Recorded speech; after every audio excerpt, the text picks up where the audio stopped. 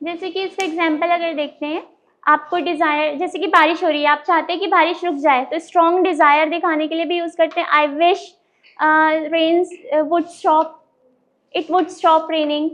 I wish it would stop raining, बारिश रुक जाए। या फिर I wish I would reach there early, मैं जल्दी वहाँ पहुँच जाऊँ। स्ट्रॉन्ग अपनी डिज़ायर दिखाने के लिए कोई चीज़ आप चाहते हैं, उसके लिए भी वुड का यूज़ करेंगे, ठीक है। काश बारिश रुक जाए, ऐसा बोलते हैं ना, काश। आई विश का मतलब क्या होता है, काश बारिश रुक जाए। इट वुड स्टॉप रेनिंग, तो यहाँ पे वुड के बाद वर्ब का फर्स्ट फॉर्म यूज किया स्टॉप, उसके बाद रेनिंग का यूज किया। तो फर्स्ट फॉर्म कब यूज करना है, वुड के तुरंत बाद फर्स्ट फॉर्म यूज करना है, उसके बाद आईएनजी फॉर्म आप यूज कर सकते हैं, ठीक है। I wish we would get more time, काश हम जल्दी पहुंच जाएं। पहुंचने को क्या बोलते हैं, reach early. I wish we would reach early, काश हम जल्दी पहुंच जाए, काश हम जल्दी कंप्लीट कर लें।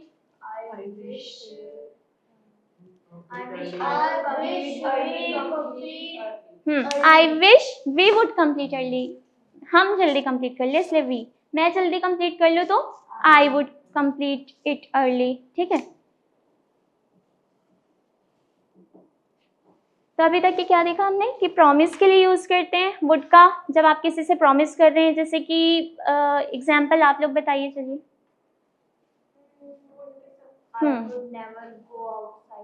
I would never go outside, मतलब आप प्रॉमिस किसी से करते हैं ना, तब यूज करते हैं वुड का।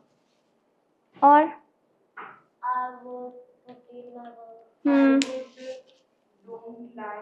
हाँ, आई वुड डोंट लाई, या फिर I would not lie tell a lie, ठीक है। और क्या हो सकता है, जैसे कि अब मैं अच्छे से पढ़ाई करूंगा या करूंगी, आई वुड स्टडी वेल, अच्छे से के लिए वेल का यूज करते हैं, ठीक है। देखिए, विलिंगनेस यानी कोई भी काम आप अपनी खुशी से करते हैं। जैसे कि आपको बोलना है कि जैसे उन्होंने एक एग्जांपल दिया, मैं बर्तन धो देती हूँ, I would do the dishes, बर्तन धोने को बोलते हैं do the dishes, I would do the dishes. तो आप कोई भी काम अपनी खुशी से कर रहे हैं। तो मतलब उसमें डू हो रहा है ना, मतलब तो जो नहीं, हर किसी में नहीं होगा वो। डू द डिशेस एक फ्रेज था जो स्टैंडर्ड फ्रेज था बर्तन धोने के लिए। यहाँ पे आप जो भी काम अगर अपनी खुशी से कर रहे हैं, उसके साथ वुड का यूज करके बोलेंगे। तो वो समझ में आ गया। उसके आगे जैसे कि मेरे को बोलना है कि मेरे को खाना बनाना पसंद है, नहीं, ये विलिंगनेस अगर शो करना है तो मैं खाना बना देती हूँ, तो आप ऐसे बोलेंगे I would cook the food. मैं आज खाना बना देती हूँ, I would cook the food today, आज मैं खाना बना देती हूँ, इस टाइप के। यहाँ पे अपनी विलिंगनेस यानी खुशी दिखाना है। कोई काम आप खुशी से कर रहे हैं अपनी, तो जैसे कि किसी की हेल्प करते हैं हम खुशी से, ये सारी चीज़ों के लिए ये यूज़ होता है, ठीक है। किसी की हेल्प कर रहे हैं हम खुशी से, या किसी की जगह पे हम उनका काम कर दे रहे हैं अपनी खुशी से, तब यूज़ होगा। आस्किंग ओपिनियन, किसी का ओपिनियन पूछने के लिए कि आप अगर मेरी जगह होते तो क्या करते, अगर आप इस सिचुएशन में होते तो आप क्या करते, तब यूज़ करेंगे, ठीक है। एग्जाम्पल है, what would you do in my place, अगर आप मेरी जगह होते तो आप क्या करते। रिफ्यूज़ल के लिए जैसे कि किसी ने रिफ्यूज़ कर दिया आपको, वुडेंट प्लस वर्ब का फर्स्ट फॉर्म, उन्होंने दरवाज़ा खोलने से मना कर दिया, they wouldn't open the door, ठीक है। इनविटेशन के लिए जैसे कि आप भी आना पसंद करेंगे, आप भी हमारे साथ चलेंगे, would you come with us, would you like to join us, ठीक है। परमिशन के लिए जैसे कि अगर मैं जल्दी चली गई तो क्या ये ठीक है, is it okay, if I would live early, is it okay. और क्या, स्ट्रॉन्ग डिजायर देने के लिए, उसके लिए सबसे पहले आई विश का यूज करेंगे। आई विश मतलब, आई विश का मीनिंग क्या होता है, काश। आई विश मतलब काश ऐसा हो जाए, काश बारिश रुक जाए, आई विश इट स्टॉप रेनिंग, हाँ, इट वुड स्टॉप रेनिंग, ठीक है। और जैसे कि मैं काश हम जल्दी पहुंच जाए, कैसे बोलेंगे, रीच अर्ली, या फिर हम टाइम पे पहुंच जाए, we would reach on time, ठीक है। परमिशन यानी कि किसी से परमिशन ले रहे हैं हम, अगर ऐसा मैं करूँ तो क्या ठीक रहेगा, तो वहाँ पे भी वुड का यूज़ करेंगे। जैसे कि अगर मैं जल्दी चले जाऊँ तो क्या ठीक रहेगा, अगर मैं थोड़े लेट से आऊँ तो क्या ठीक रहेगा, तो if I would come late, is it okay, या फिर if I leave early it would be okay, तो क्या ये ठीक रहेगा? ऐसे।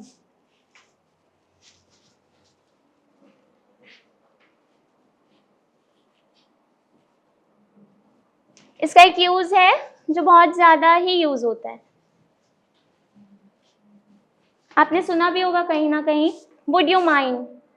वुड यू माइंड यानी कि क्या आप, ये ठीक रहेगा?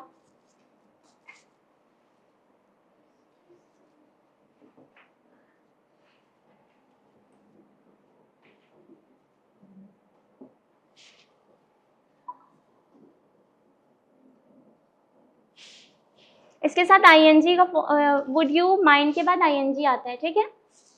इसका मीनिंग है कि आपको कोई प्रॉब्लम होगी, वुड यू माइंड, कि आपको कोई प्रॉब्लम होगी अगर आप दरवाज़ा बंद कर दे तो, would you mind closing the door, would you mind closing the door, ठीक है। मतलब अगर किसी को आप पोलाइटली भी बोल रहे हैं ना ऐसे, would you mind closing the door, तो ये अच्छा लगता है।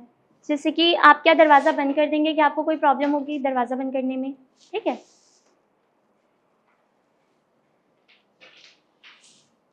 एक और एग्जाम्पल है, would you mind waiting a minute.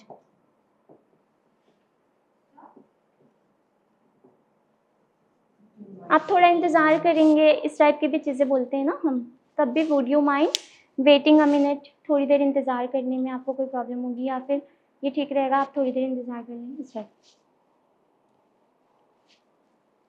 अगर मैं ये भी बोलूँ कि would you mind if I close the door, क्या आपको कोई प्रॉब्लम होगी अगर मैं दरवाज़ा बंद कर दूँ तो, ठीक है। वुड यू माइंड इफ़ अगर आ गया तो यहाँ पे वर्ब का फर्स्ट फॉर्म नहीं, आईएनजी फॉर्म नहीं आएगा, वर्ब का फर्स्ट फॉर्म आएगा। Would you mind if I close the door, अगर मैं दरवाज़ा बंद कर दूँ तो। और अगर आप उनसे बोल रहे हैं दरवाज़ा बंद करने, would you mind closing the door, ठीक है। एक यूज इसका ये है कि आप अपनी प्रेफरेंस बताते हैं, जैसे कि मैं ज़्यादा पसंद करूँगा आई वुड रेदर, और इसका एक नेगेटिव होता है आई वुड रेदर नॉट, यानी मैं ऐसा करना पसंद नहीं करूँगा।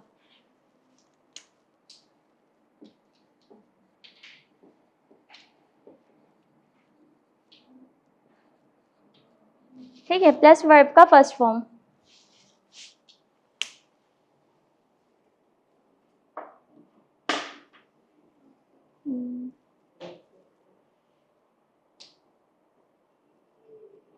इसकी एग्जांपल्स बताइए क्या होगा।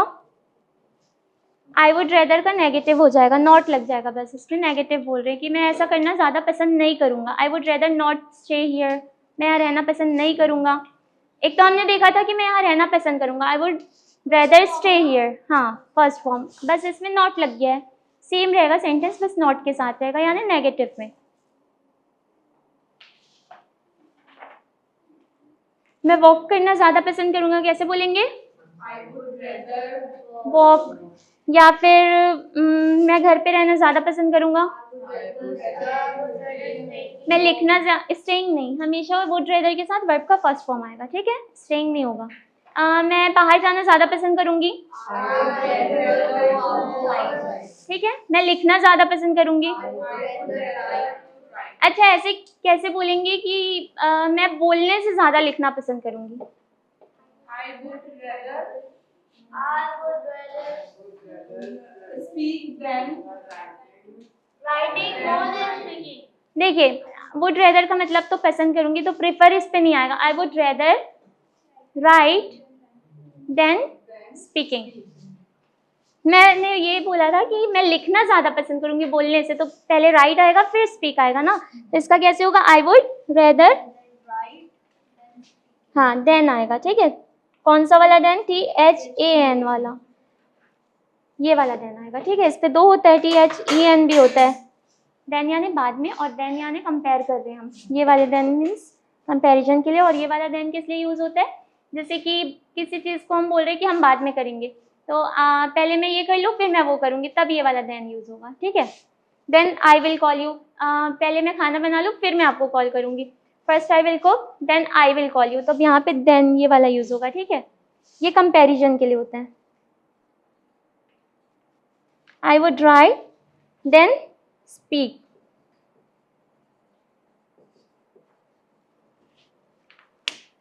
ठीक है। मैं ज़्यादा पसंद करूँगी लिखना, बोलने से ज़्यादा पसंद करूँगी।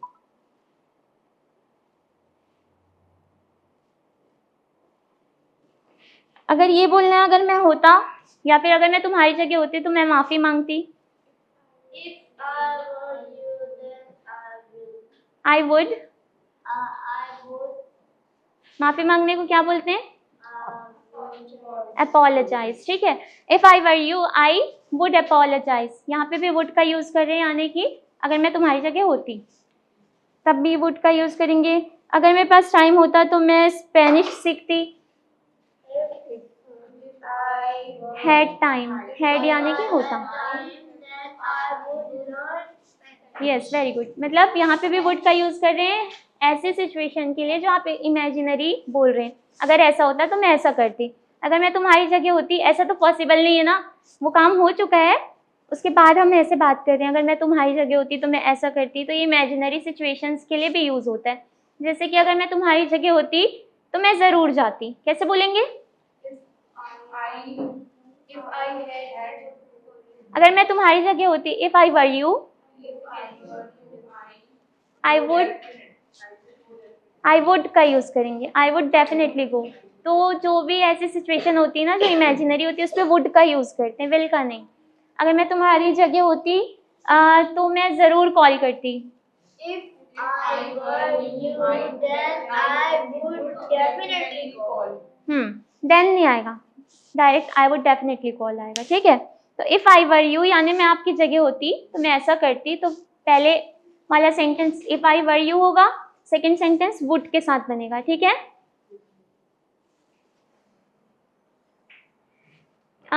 Would you mind sitting here, ठीक है। यहाँ पे कैसे यूज करेंगे इसको, वुड यू माइंड का यूज कैसे करेंगे, इसका मीनिंग क्या है? अगर आपको प्रॉब्लम नहीं होगी, आपको बुरा ना लगे, ठीक है। Would you mind closing the door, would you mind sitting here, would you mind getting inside, या फिर would you mind going outside, ऐसी सारी चीजें, ठीक है। आईएनजी फॉर्म के साथ यूज होगा। Would you mind passing me that, तो वुड यू माइंड के बाद आईएनजी फॉर्म, फिर उसके बाद ऑब्जेक्ट।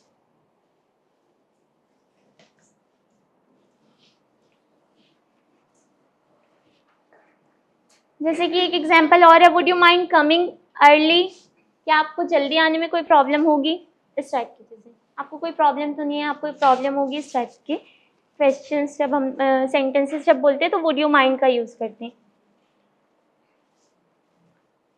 अब कुछ कोलोकेशंस मैं आपको लिखा रही हूँ। कोलोकेशंस क्या होते हैं? ऐसे फिक्स्ड वर्ड्स जिसका मीनिंग एक होता है, ठीक है, उसको बोलते हैं collocations.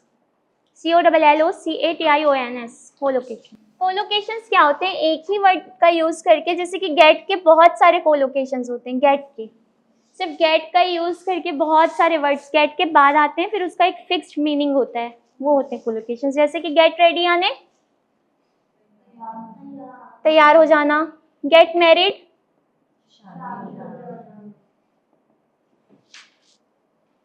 Get dressed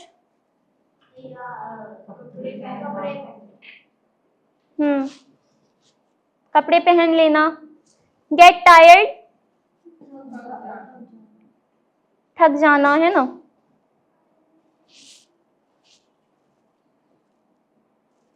get angry गुस्सा हो जाना, गेट बेटर यानी अच्छा हो जाना या बेहतर हो जाना, गेट वर्स बुरा हो जाना कुछ, ठीक है, और खराब हो जाना। गेट होम घर पहुंच जाना, या फिर रास्ता भटक जाने को भी गेट लॉस्ट बोलते हैं, और एक होता है बाहर चले जाने को भी बोलते हैं। गेट लॉस्ट यानी बाहर चले जाओ, और एक रास्ता भटक जाना।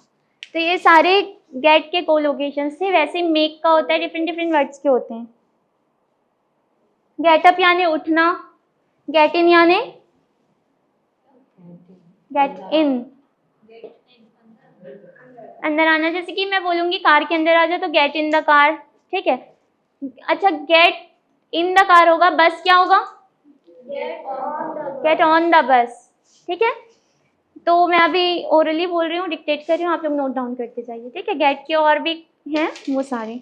गेट अप उठना, देखिए वेकअप और गेटअप में दो डिफरेंस है। गेट अप यानी कि बेड से उठना, और वेकअप यानी जैसे कि जब नींद खुलती है ना उसको वेकअप बोलते हैं। वेकअप जैसे कि हम उठे फिर बेड पे ही हैं 10-15 मिनट तक के, तो अभी गेटअप नहीं हुए, अभी सिर्फ वेकअप हुए। जब बेड से उठेंगे तब गेटअप होंगे, ठीक है। गेटअप यानी उठना, गेट इन यानी what is the meaning of get in, अंदर आना, ठीक है। या फिर बैठना, जैसे कि get in the car, car में बैठो।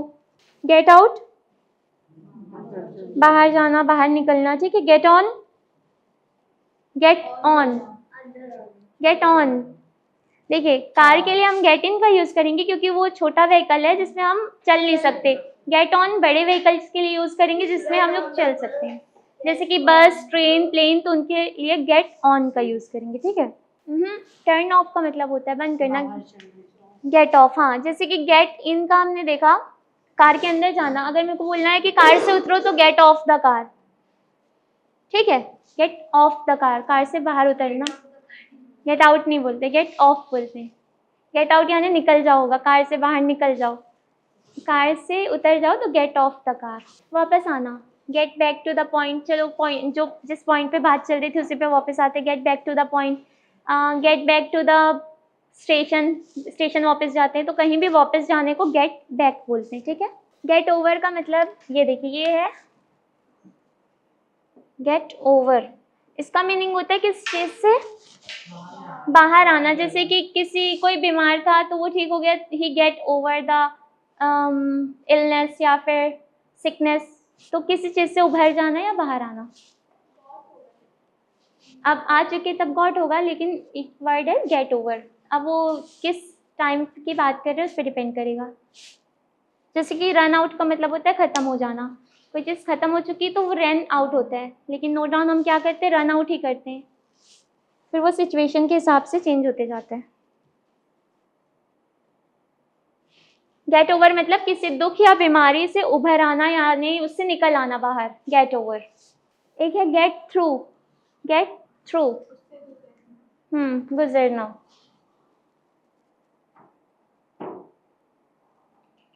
जैसे कि अभी हम मुश्किल वक्त से गुजर रहे हैं, कैसे बोलेंगे, we are getting through tough time, मुश्किल वक्त को टफ टाइम बोलते हैं, तो गेटिंग थ्रू यानी किस चीज से गुजरना। हाँ, थ्रू, THROUGH। गेट इनटू यानी किसी चीज में इंटरेस्ट लेना या अंदर जाना, दो मीनिंग होते हैं उसके, अंदर जाने के वो भी गेट इनटू बोलते हैं। आप मोशन में अगर दौड़ते हुए या किसी मोशन में अंदर जा रहे, जैसे कि ही गॉट इनटू द पुल, वो पुल में गया, ऐसे जंप किया या गया तो got into the pool. Get into का एक और मीनिंग होता है किसी में इंटरेस्ट लेना, ठीक है, किसी चीज में इंटरेस्ट लेना। इसके कुछ एग्जाम्पल्स देख लेते हैं, जैसे कि मुझे समझ में आ गया, कैसे बोलते हैं, I get it, I got it, समझ आ चुका है ना, तो आई गॉट इट। मुझे नहीं समझ आया, I don't get it, get it, ठीक है। मैं तुम्हें बाद में बताता हूँ, I will tell you later, या फिर I will get back to you, ये भी यूज करते हैं, ठीक है।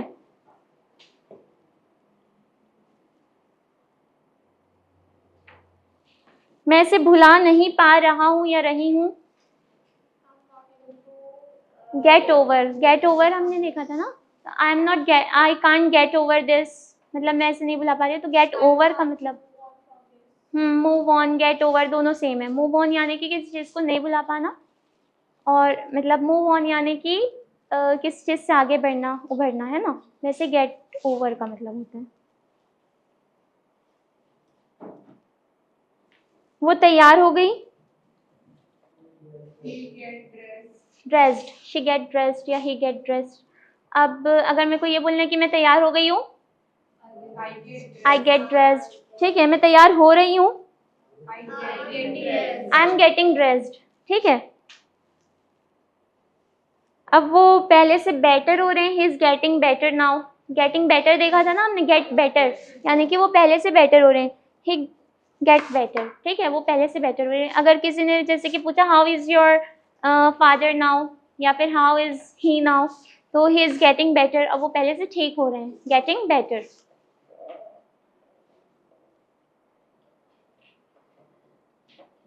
क्या तुम कभी रास्ता भटके हो? रास्ते भटकने को हमने देखा था गेट लॉस्ट भी बोलते हैं। एक तो गेट लॉस्ट यानी निकल जाओ, और एक दूसरा होता है रास्ता भटकना। Have you ever get lost यानी आप कभी रास्ता भटके हैं? देखिए इट का एग्जाम्पल अभी तक के हम लोगों ने नहीं देखा था, ही शी का देखा था। यहाँ पे देखिए आप लोग देख सकते हैं इट का example, how long does it take you to get ready, यानी कि आपको तैयार होने में कितना टाइम लगता है, या फिर आपको ऑफिस पहुंचने में कितना टाइम लगता है। कैसे बोलेंगे? How long does it take you to reach the office. ठीक है, आपको ये लिखने में कितना टाइम लगता है, how long does it take you to write this.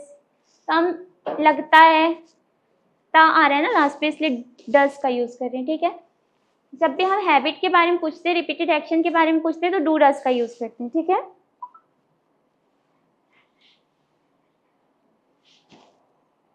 ध्यान देने को क्या बोलते हैं? ध्यान देना। लिसन केयरफुली यानी तो ध्यान से सुनो हो गया। ध्यान देना, पे अटेंशन, ध्यान देना, पे अटेंशन। ठीक है, बिल भरना, बिल भरना, पे द बिल। ठीक है, कैश से पेमेंट करने को क्या बोलेंगे? पे कैश। अभी हम लोगों ने गेट के देखे थे, अभी पे के देख रहे हैं। पे अटेंशन यानी कि गौर से, ध्यान से देखना, ध्यान देना। बिल भरने को पे द बिल बोलते हैं। कैश से पेमेंट को कैश, पे कैश बोलते हैं। ऑनलाइन से, ऑनलाइन पेमेंट को पे ऑनलाइन बोला जाता है। मिलने जाने को क्या बोलेंगे?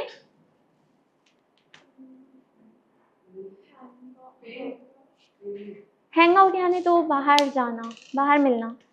इस मीटअप भी बोला जा सकता है, या फिर पे अ विजिट ये भी बोला जाता है। पे अ विजिट, मिलना, यानी कि मिलने जाना। I will pay a visit to him, मैं उससे मिलने जाऊंगी। I will pay a visit. ठीक है, मिलने जाना। कितना टाइम लगेगा के लिए हाउ लॉन्ग यूज करते हैं। ठीक है, कब से, सिंस व्हेन, किसके लिए, फॉर होम, किससे पूछकर, बाय आस्किंग होम, किसके कहने पर। ये सारी चीजों की आप लोग हर दिन प्रैक्टिस करेंगे ताकि ये अच्छे से बाय हार्ट हो जाए।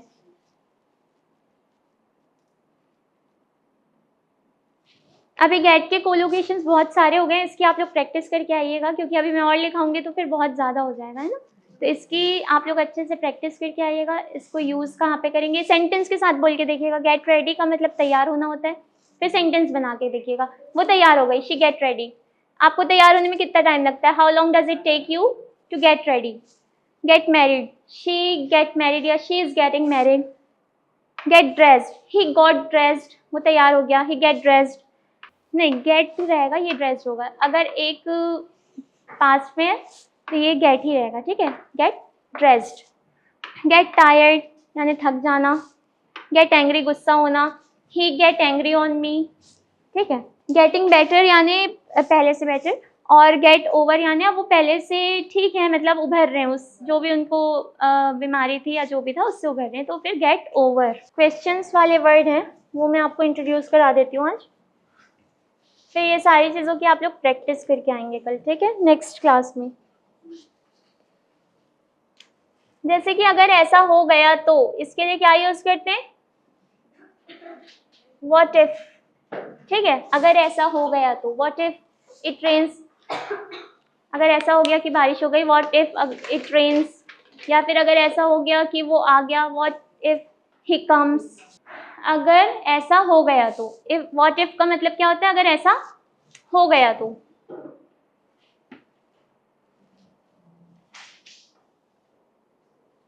ये सारे क्या है? क्वेश्चन पैटर्न्स हैं, इनका यूज करके आप क्वेश्चन पूछ सकते हैं। जैसे कि अगर आपको पूछना होगा अगर बारिश हो गई तो, अगर वो आ गया तो, अगर हम टाइम से नहीं पहुंच पाए तो कैसे बोलेंगे? अगर हम टाइम से नहीं पहुंच पाए तो व्हाट इफ हम टाइम से नहीं पहुंच पाए तो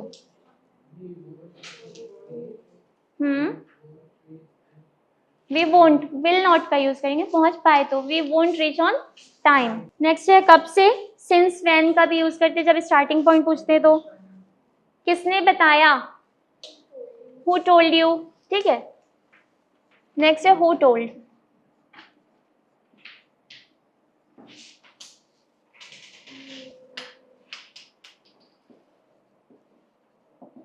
यानी कि आपको किसने बताया, आपको वो किसने बताया, हु टोल्ड यू दैट, आपको ये किसने बताया, हु टोल्ड यू दिस, ठीक है। किसने बोला, हु आस्क यू, ठीक है, हु आस्क यू। किसने पूछा, तो हु आस्क्ड यू, यानी किसने पूछा। हु आस्क यू यानी कौन पूछता है, हु आस्क यू यानी किसने पूछा। किसने आपको बोला यहाँ आने, who asked you to come here. मुझे खाना बनाना आता है, आई कैन कुक यानी मैं खाना बना सकती हूँ। मुझे खाना बनाना आता है, I know how to cook. मुझे पढ़ाना आता है, मुझे पढ़ना आता है, तो I know plus how to का यूज करते हैं, यानी कि कोई काम आपको आता है तब, ठीक है। कुछ क्वेश्चन पूछना है ना कि आप ऐसा क्यों बोल रहे हैं कि वो नहीं आएगा, आप ऐसे क्यों बोल रहे हैं कि वो नहीं जाएगी, तो what made you to say this, what.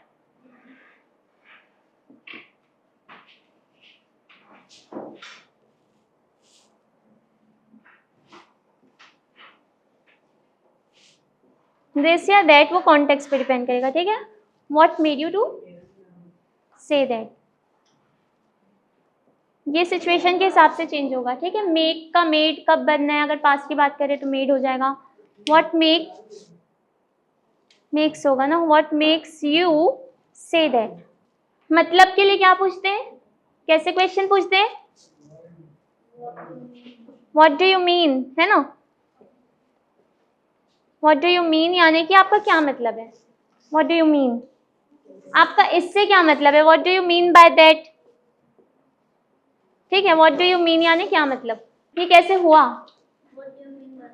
Past की बात है तो how did this happen, did, how did this happen, how did this happen, मतलब ये कैसे हुआ, how did this happen. How did this और दैट का यूज करेंगे, दिस का यूज और दैट का यूज कॉन्टेक्स्ट पे डिपेंड करेगा, आप कहाँ कब की बात करें, ठीक है।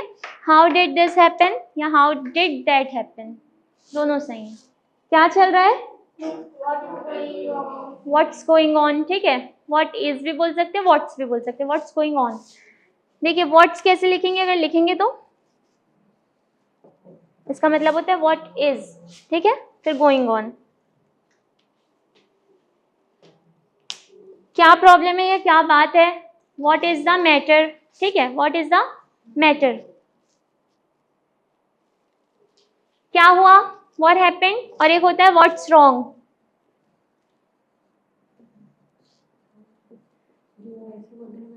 व्हाट्स रॉन्ग विथ यू, हाँ ठीक है, क्या हुआ, what's wrong.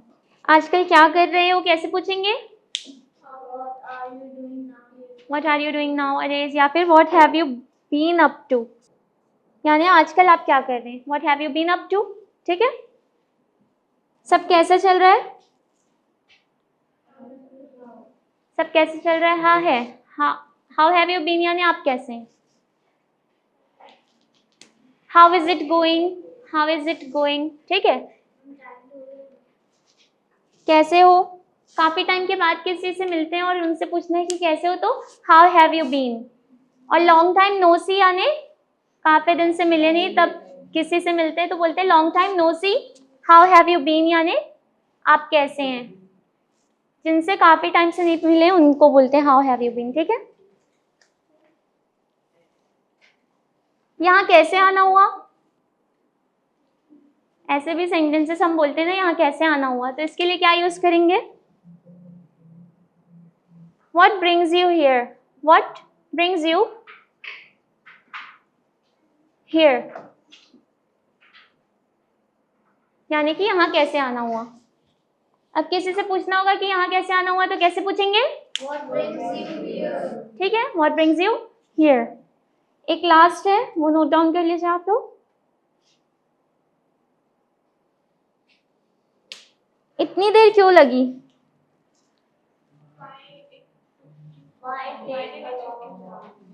What took you so long. What took you यानी इतनी देर क्यों लगी। What took you so long, इतनी देर क्यों लगी। What took you so long. आप यहाँ क्यों आए, कैसे आए। What brings you here. ठीक है, तुम्हें कैसे पता, हाउ डू यू नो। ठीक है, इतने सारे क्वेश्चंस हैं, इनकी आप लोग अच्छे से प्रैक्टिस करके आएंगे। अगर कुछ पूछना होगा कि अगर व्हाट इफ, इसका मतलब क्या होता है, अगर ऐसा हुआ तो। ठीक है, व्हाट इफ इट रेन्स, अगर बारिश हो गई तो, या फिर अगर हम जल्दी पहुंच गए तो what if we reach on time, अगर वो लेट हो गई तो what if she is late. तो बहुत सारे इससे क्वेश्चंस बन सकते हैं, इस सब की प्रैक्टिस करके आइएगा। ठीक है।